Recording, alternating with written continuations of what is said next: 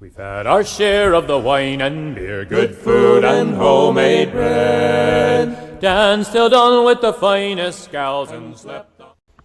Hello everybody. Today we're going to be going on a bit of an adventure here, and we're going to try our best to find the location where a fort used to be along this river here. It was created in the 1700s, late 1700s, and so today we're just going to canoe down there, try to find it, and yeah, hopefully we'll see some sort of remains from it. And yeah, so I'll see you once we're into the boat and going downstream. But the rest will come when the light is done. We're the men of the last frontier. It's 50 miles a day or bust. It's 50 miles. Alright, so we're on the water now, and we're headed down the Assiniboine River. Now the place we're going is the location where Fort Assiniboine, or known as Brandon House, was. It was created in 1793 and was in use until around 1821. It was a Hudson's Bay Company fort, and there were a few skirmishes in the area between natives and rival companies, but I probably should start paddling rather than talking now, so I'll see you all once we get to shore. From the shore the white-throat hails us, singing sweet and clear, but the rest will come when the light is done. We're the men of the last frontier. The roaring foam is approaching fast, no time to catch my breath. With the chief's wild yell we plunge ahead into the jaws of death. As the first great comber crashes by, I remember why I'm here. So we've hit a bit of some rough current here, but we're just surrounded by this beautiful scenery here, and and there's a fish jumping around. But back in the day, back in the 1790s and early 1800s, just imagine how easily it would have been for frontiersmen coming through here to get ambushed by either rival companies such as the Northwest Company or by the natives in the area. It's just a very beautiful country, but at the same time very dangerous. Frontier, yes, we'll paddle on till we're dead and gone. We're the men of the last frontier. Alright, so it's been over an hour now, and we're getting a lot closer to where the fort is after struggling through some faster moving water, but we're slowly getting to where we're headed. The moths are getting out, the sun's starting to set, so hopefully we'll get there in time.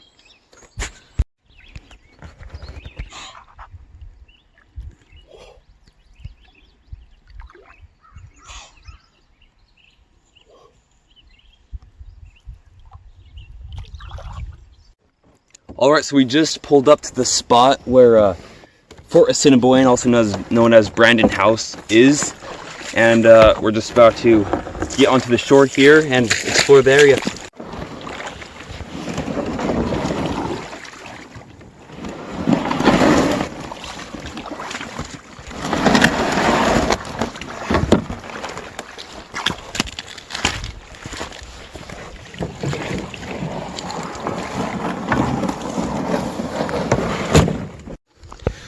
Alright, so this is the area where Fort Assiniboine is located. It's some pretty dense brush here, but yeah, it's a pretty beautiful area here. It's somewhere through there. So this area, the first European person to come here was a French missionary who came here in 1750. And around that time, many independent fur traders and hunters also came into this area here. And yeah, and after that, the Hudson's Bay Company came here and established a fort in 1793. And in 1821, it was abandoned. And so this year, 2021, would mark the 200th anniversary of that fort being disbanded.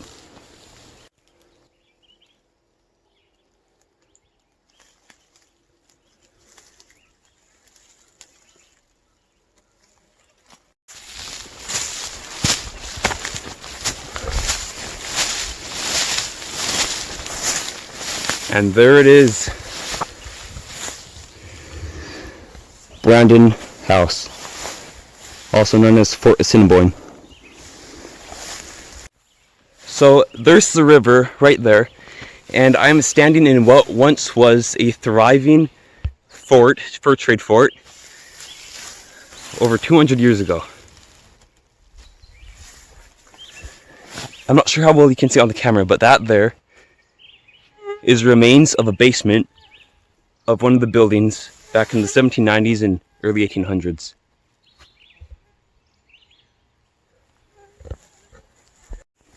There are a few little holes like this here and over here as well. These might have been remains from some old structures back in the 1790s. Now, one of the interesting people who were at this fort is Isabel Gunn. Now, she was a European woman who disguised herself as a man in order to partake in the fur trade here, and she was the first European woman to come to this part of the country. And so it's a pretty interesting story with that. And the fort housed around 53 men,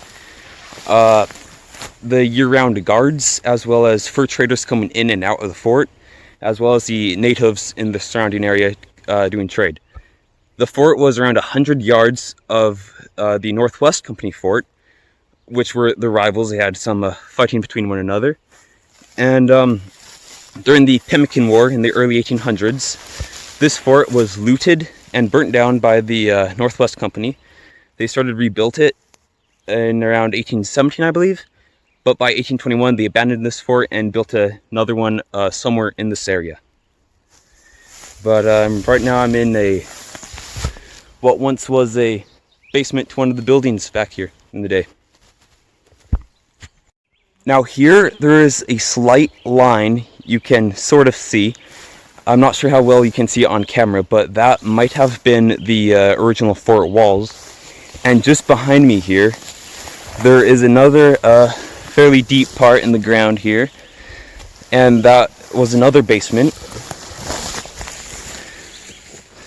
It's just right next to, so this one's here, and it's just next to the other one right there.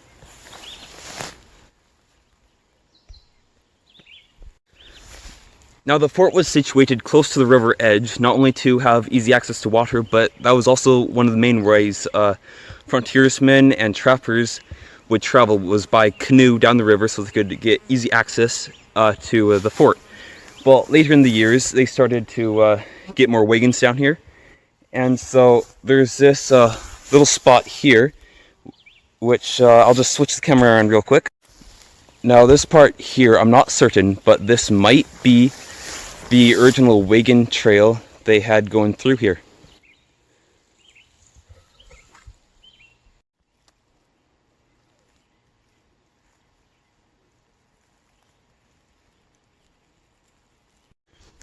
Now, it's really strange to think that just 200 years ago, this was a live and thriving community here.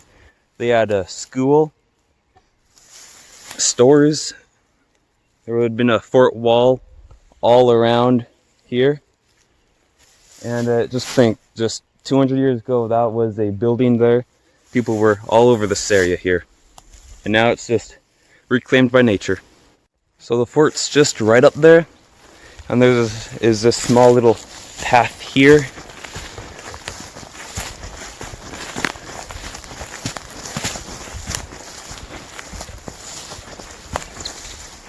And the river's just right there, very easily to access by canoe.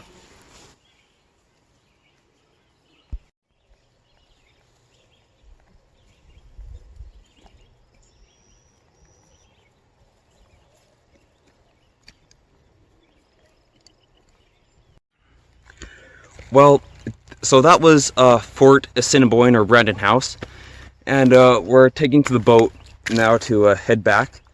But someday we might be able to come back here, maybe with metal detectors, maybe try to find some old musket balls or something.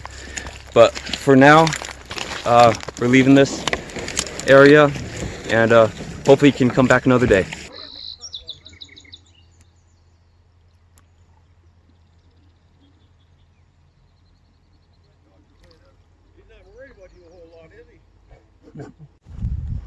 Now just keep in mind, these frontiersmen and Hudson's Bay Company men, they put up with a very rough life. They had to live off buffalo, or a bison as they're known nowadays, moose, elk, deer. They had to hunt beaver to sell them to make into hats. And the winters here can be extremely harsh, and the summers are extremely hot. So it was never an easy life for these men out here. And if it wasn't for what they did out here to settle this land, we wouldn't be able to be living out here nowadays. So just always be a bit thankful for what people in the past have done for us, so that we can have these amazing journeys like this.